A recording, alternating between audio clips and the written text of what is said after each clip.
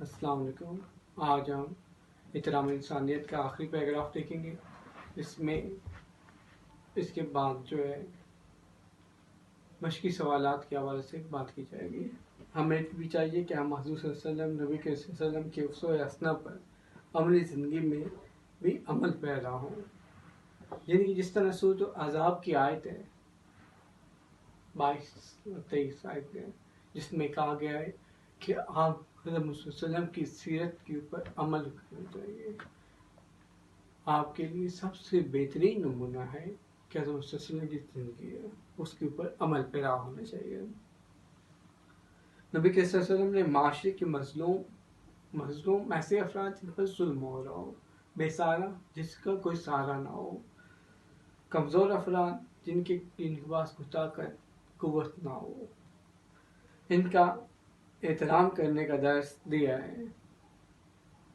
احترام یعنی کہ سبق دینا، احترام انسانیت کے اصول پر عملی زندگی میں عمل کرنا ہمارے لیے نہایت ضروری ہے، کیونکہ اگر کسی معاشرے میں انسانیت کا احترام نہ کیا جائے تو معاشرہ عدم استحکام کا شکار ہو جاتا ہے۔ احترام انسانیت کا خیال نہ کیا جائے تو وہ تباہی کی طرف جاتا ہے۔ عدم استحکام کہتے ہیں یعنی کہ افراتفری کا شکار ہو جانا، بے سکونی اور بے چینی پھیل جانا۔ فلاحی معاشرے کا قیام صرف اسی صورت میں ممکن ہے جب ہم اس میں بسنے والے افراد باہمی حسن سلوک سے رہیں۔ باہمی حسن سلوک سے کیا مراد ہے؟ باہم کہتے ہیں اکٹھ کو، حسن سلوک اچھے طریقے کے ساتھ، خوشی اخلاقی کے ساتھ، اچھے رویوں کے ساتھ ایک دوسرے کا خیال رکھنا۔ موجودہ دور میں معاشرے میں پھیلی بے چینی سے نجات کا یہی طریقہ ہے کہ ہم تمام انسانوں کو بغیر کسی تعصب کے عزت کی نگاہ سے دیکھیں۔ تعصب کہتے ہیں تنگ نظری کو، عزت کے حوالے سے بات کی جاتی ہے۔ تعصب کہتے ہیں نفرت کی نگاہ سے، بے چینی اور تنگی کا جو عالم ہوتا ہے اس کے حوالے سے بات کی جاتی ہے۔ کسی کی مجبوری سے فائدہ نہ اٹھایا جائے، کسی کوئی مجبور آپ کے پاس آئے تو اس سے کوئی ان کا فائدہ اٹھانے کا نہ سوچے، بلکہ یہ سوچیں کہ اس کی مجبوری کو کس طرح سے ختم کیا جا سکتا ہے۔ اچھے معاشرے کی ایک مثال بنائیں اپنے آپ کو۔ روزمرہ زندگی ایسے بہت سے مواقع موجود ہیں جہاں ہم احترام انسانیت کے اصول کو لاگو کر سکتے ہیں۔ یعنی کہ روزمرہ زندگی سے کیا مراد ہے؟ یعنی کہ جو ہم زندگی گزار رہے ہیں اس کے اندر احترام انسانیت کے اصولوں کو کس طرح سے اپنا سکتے ہیں، لاگو کر سکتے ہیں، اپنا سکتے ہیں، کوشش کر سکتے ہیں۔ مثلا دیکھیں کہ ہم بس میں سفر کر رہے ہوں تو اگر کوئی آپ سے بڑا آدمی آ جائے، کوئی بزرگ آ جائے، اس کے لیے آپ سیٹ کو خالی کر دیں۔ اگر کوئی معذور اور نابینا فرد روڈ کراس کر رہا ہو تو اس کی مدد کے لیے چلے جائیں، اس کے ہاتھ پکڑ کر اس کو کراس کرائیں۔ بیمار پرسوں کی بیمار پرسی کی جائے، بیماروں کی بیمار پرسی کرنا، عیادت کرنا، بیماروں کی عیادت کی جائے تو ان کی تکلیف ہم کو دور کرنے کے لیے ان کی سبب بننا جائے، وجہ بننا جائے۔ بڑوں کا احترام کیا جائے، بڑوں کا احترام کرنا۔ احترام کے حوالے سے بات کی جاتی ہے کہ بہتر سے بہتر اپنے آپ کو بنانے کی کوشش کی جائے۔ اگر آپ سے کوئی بڑا کوئی کچھ کہہ رہا ہے تو آپ کو اس بات کو پورا کریں۔ پڑوسیوں کے آرام و سکون کا خیال رکھا جائے۔ پڑوسیوں کے آرام و سکون کا خیال رکھنے سے مراد کیا ہے؟ یعنی کہ آپ کے ساتھ جو رہنے والے نیبر ہیں ان کے ساتھ آپ اچھے طریقے کے ساتھ پیش رہیں، شور شرابہ نہ کریں جن سے ان کو تکلیف پہنچے۔ اگر آپ شور شرابہ کر رہے ہو اور ساتھ کوئی آپ کے ساتھ والے گھر میں کوئی بیمار آدمی رہتا ہوگا تو اس کو تکلیف پہنچے گی، تو بہتر ہے کہ اس تکلیف پہنچانے سے بہتر ہے کہ اپنے آپ کو خاموشی کے ساتھ اس کی تکلیف کو ختم کرنے کے بجائے ختم کیا جائے. چھوٹوں کے ساتھ شفقت سے پیش آیا جائے. شفقت کے ساتھ ہوتے ہیں مہربانی کے ساتھ. چھوٹوں کے اوپر رحم کیا جائے اور چھوٹوں کو نصیحت کی جائے کہ اچھے طریقے کے ساتھ زندگی گزار سکیں، بہتر سے بہتر زندگی گزار سکیں. بڑوں کی باتوں کو مانیں، جو نصیحت کریں اس پر عمل پیرا ہونے کی کوشش کریں. ایسے تمام کام جن دوسروں کو آرام پہنچتا ہو، یعنی کہ ایسے کام جن سے دوسروں کو سکون پہنچتا ہے، جن کی دوسروں سے تکلیف ختم ہوتی ہے، ان کاموں کو کرنا چاہیے تاکہ سنت مبارکہ پر عمل کر کے ہم اپنی دنیا اور آخرت کو سنوار سکتے ہیں. حضرت محمد صلی اللہ علیہ وسلم کی سیرت کو اپنائیں گے، ان کی باتوں پر عمل کرنے کی کوشش کریں گے، ہم اپنی اس دنیا میں بھی اور آخری دنیا کے اندر بھی اپنے آپ کو کامیاب کر سکیں گے. ہم کو چاہیے کہ احترام انسانیت، جس طرح کہا گیا کہ اللہ تعالیٰ اپنے حقوق کو معاف کر سکتا ہے لیکن حقوق العباد کو معاف نہیں کرے گا. بہتر یہی ہے کہ ہم اپنے ساتھ رہنے والے انسانوں کا خیال رکھیں، ان کے ساتھ ہمدردی کا جذبہ پیدا کریں، ان کے ساتھ ہمدردی کریں، خلوص نیت کے ساتھ پیش آئیں، ایک دوسرے کا خیال رکھیں. اب مشقی سوالات کے حوالے سے دیکھتے ہیں. احترام انسانیت سے کیا مراد ہے؟ یہ صفحہ نمبر 15 پر دوسرا پیراگراف ہے. احترام انسانیت سے مراد بنی نوع انسان کا اس لیے احترام کرنا کہ وہ انسان ہے، اللہ تعالیٰ کی مخلوق ہیں. اس سے بھی یہ بھی مراد ہے کہ تمام انسان بنیادی حقوق کے حوالے سے برابر ہیں. وہ کسی مذہب سے تعلق رکھتے ہوں، ان کا وطن، ملک، قوم اور کوئی اور ہو، وہ رنگ اور نسل اور زبان وغیرہ میں بھی ایک دوسرے سے مختلف ہوں، تمام انسان حقوق کے حوالے سے برابر ہیں. جو یعنی آپ کو میں بتا رہا ہوں وہ اپنی کتابوں پر نشانات لگاتے جائیں اور اپنی نیٹ کاپیوں کو مکمل کرتے جائیں تاکہ آپ کو امتحانی نقطہ نظر کے حوالے سے آپ کے لیے اہم ثابت ہو سکے، تاکہ آپ کو آنے والا وقت میں آسانی ہو. جو چیز بتائی جا رہی ہے اس کو یاد بھی کرتے جائیں، جس کو ایک بار آپ پڑھ کر آپ لکھنے کی کوشش کریں گے، نیٹ کرنے کی کوشش کریں گے تو وہ آپ کو آسانی کے ساتھ یاد ہو جائے گا. اپنے آپ کو بہتر سے بہتر بنانے کی کوشش کریں. سوال نمبر 2 ہے، اس سبق میں نبی کریم صلی اللہ علیہ وسلم نے کن صفات کے حوالے سے مبارکہ کا تذکرہ کیے جاتے ہیں؟ پڑوسیوں کے خیال کے حوالے سے بات کی جاتی ہے، مظلوموں کی مدد کرنے کے حوالے سے بات کی جاتی ہے، بے سہارا لوگوں کے حوالے سے بات کی جاتی ہے، ان کے سہارا بننے، یتیموں کے ساتھ اچھے سلوک کے حوالے سے بات کی گئی،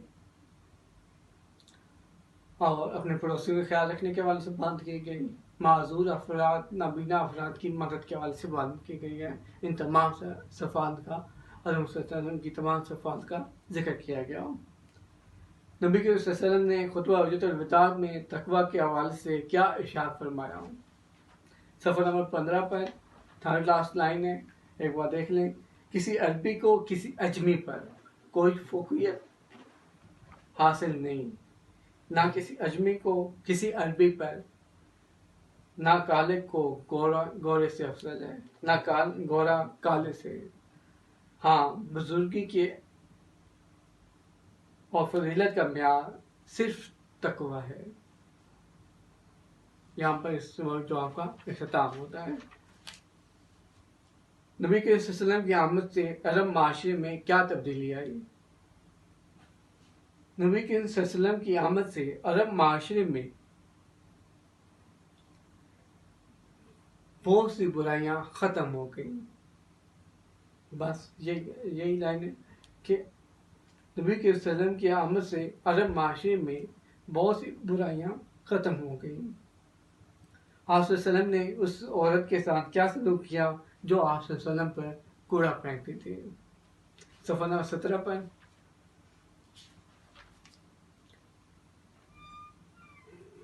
تھرڈ پیراگراف ہے, تھرڈ لاسٹ لائن ہے, اس کو دیکھیں. آپ صلی اللہ علیہ وسلم نے لوگوں سے اس کی گھر میں رہنے والی بوڑھی عورت کے متعلق پوچھا تو پتہ چلا کہ وہ بوڑھی عورت بیمار ہے. آپ صلی اللہ علیہ وسلم اس کی عیادت کے لیے اس کے گھر تشریف لے گئے. اس کو کھانا کھلایا, اس کے مٹکے میں پانی بھر کے دیا, اس کے گھر کے باقی دوسرے کام کیے اور اس کی صحت یابی کے لیے دعا کی. اور وہ عورت آپ صلی اللہ علیہ وسلم کے اس نے سلوک سے اس طرح متاثر ہوئی کہ وہ مسلمان ہو گئی. یہاں تک اس کا جواب کا اختتام ہو جائے گا. اس سبق سے ہمیں کیا سبق ملتا ہے؟ اس سبق سے ہمیں یہ سبق ملتا ہے کہ ہمیں انسانوں کا احترام کرنا چاہیے اور حضرت صلی اللہ علیہ وسلم کے اسوہ حسنہ پر عمل پیرا ہونا چاہیے تاکہ ہم اپنی زندگی کو بہتر کر سکیں, اچھے بنا سکیں. یہاں پر یہ جواب جو ہے مکمل ہو جائے گا. سوال نمبر 2 دیکھیں. سبق کو مد نظر رکھتے ہوئے, یعنی کہ جو آپ نے سبق پڑھا ہے اس کو دیکھیں, دیکھتے ہوئے درج ذیل سوالات کے مضمون جوابات کو منتخب کریں. جو جواب درست ہے اس کو نشان زدہ کریں. احترام انسانیت کا تصور موجود ہے تمام ادیان میں. جیم جز جو ہے وہ درست ہو گئے.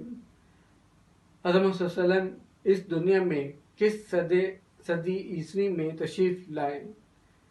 یہاں پر الف جز جو ہے 6 صدی جو ہے وہ درست ہے. نبی کریم صلی اللہ علیہ وسلم پر کوڑا کون پھینکتا تھا؟ غیر مسلم عورت. جیم جز جو ہے وہ درست ہے. حضرت انس رضی اللہ نے نبی کریم صلی اللہ علیہ وسلم کی خدمت میں کتنے سال بسر کیے؟ کتنا سال ساتھ رہے؟ الف ہے 8 سال, بے ہے 9 سال, جیم ہے 10 سال اور دال ہے 11 سال. یہاں پر جو جواب درست ہوگا وہ 10 سال ہوگا. انسانوں کو قوموں اور قبیلوں میں کیوں تقسیم کیا گیا؟ الف جز ہے جدا کرنے کے لیے, بے جز ہے شناخت کے لیے, جیم جز ہے تفرقے کے لیے, دال ہے محبت بڑھانے کے لیے. جہاں پر بے جز جو ہے شناخت کے لیے. یہ جواب درست ہوگا. سوال نمبر 3 دیکھیں. درج ذیل الفاظ مرکبات کو اپنے جملوں میں اس طرح استعمال کریں کہ ان کا مفہوم واضح ہو سکے. بنی نوع انسان یعنی کہ حضرت آدم کی اولاد جو ہیں, حضرت انسان جو ہیں, ان کے حوالے سے بات کی جاتی ہے. علمدار یعنی کہ صفہ صلاح کے حوالے سے بات کی جاتی ہے. جیسے کہ اب ہم حضرت صلی اللہ علیہ وسلم کی ہمارے لیے صفہ صلاح ہیں, یعنی کہ وہ ہمارے لیے ان کی سیرت ہمارے لیے اپنی زندگی کے حوالے سے بہتر بنانے کے لیے خوشگوار کھلائی گئی. جن سے ارزاں جن کی جس کی وقت نہ ہو, جس کی اہمیت نہ ہو, ایسی زندگی جس کی وقت نہ ہو, جس کی اہمیت نہ ہو. یہاں پر یہ جملہ بن سکتا ہے کہ عرب معاشرہ حضرت صلی اللہ علیہ وسلم کی آمد سے پہلے جن سے ارزاں بن چکا تھا. دل دکھانا, تکلیف پہنچانا, غم دینا. حضرت صلی اللہ علیہ وسلم نے ہمیں یہ سبق دیا کہ ہم ایک دوسرے کا خیال, ایک دوسرے کو تکلیف کا نہ پہنچائیں. دل جوئی کرنا, حوصلہ بڑھانا. بیمار کی عیادت کے لیے اگر جایا جائے تو اس کی دل جوئی کی جائے. عمل پیرا ہونا, اپنے آپ کو اس بات پر پورا کرنا، کوشش کرنا، بیمار پرسی کرنا، عیادت کرنا۔ در ذیل سوال نمبر 5 دیکھیں، در ذیل الفاظ کے واحد الفاظ تحریر کریں۔ افراد، فرد، مذاہب، مذہب، حقوق، حق، اقوام، قوم، خواتین، خاتون، اعمال، عمل، واقعات، واقعہ۔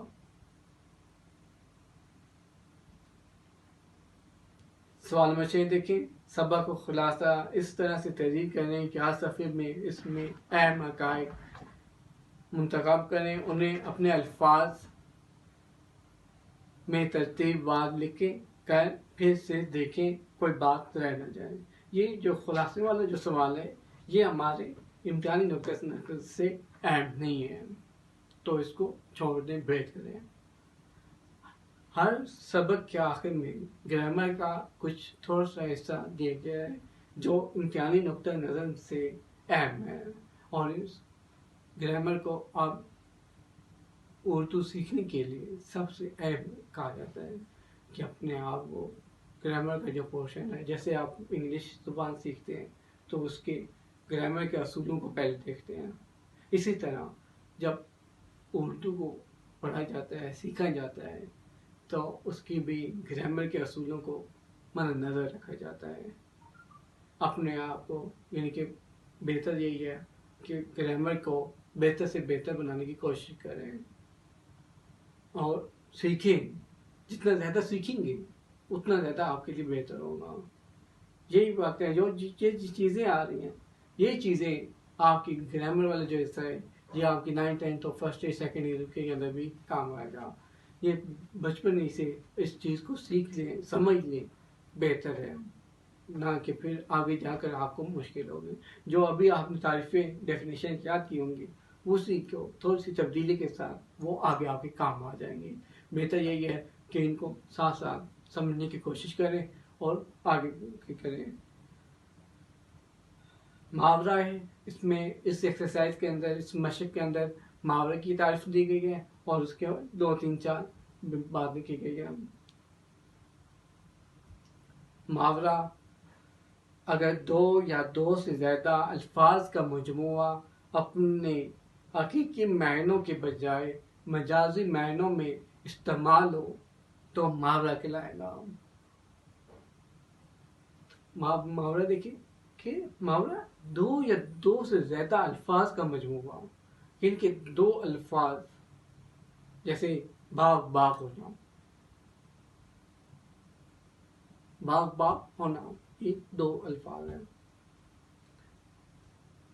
مثلا دیکھیں 9 2 11 ہونا محاورہ ہے، یعنی کہ فرار ہونا، یہ آپ کو مثال دی گئی ہے جس کے معنی ہے محاورے کے الفاظ میں رد و بدل نہیں کیا جا سکتا ہے، صرف اہل زبان ہی اس کو رائج کر سکتے ہیں۔ جس طرح یعنی کہ اہل زبان بولیں گے اسی طرح یہ رائج ہو جائے گا، اسی طرح ان کے، کیونکہ اہل زبان کیا ہے؟ جو زبان کو بولنے والے ہیں، جو اس کے اصول و ضوابط کو جاننے والے ہیں، تو وہ اہل زبان کہلائیں گے۔ ذہن میں کچھ دی گئے محاورے اپنے جملوں میں اس طرح استعمال کریں کہ ان کا مطلب واضح ہو جائے۔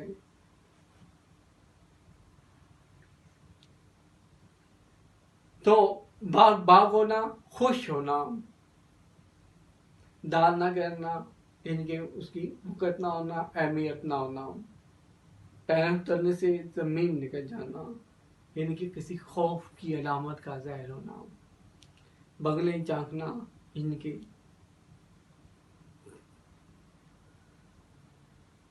مشکل کو حوالے سے بات کی جاتی ہے، کوئی کام نہ ہو پانا۔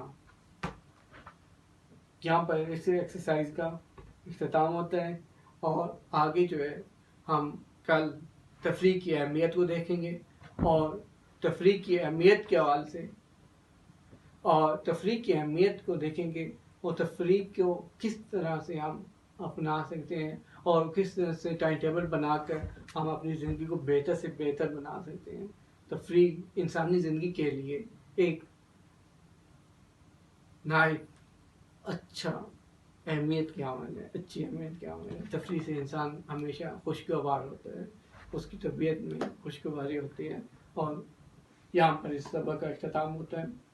اور طرح یہ تفریح کی اہمیت کا جو چیپٹر ہے اس کا سے ہم نیکسٹ لیکچر میں اس سے کا آغاز کریں گے. اللہ حافظ.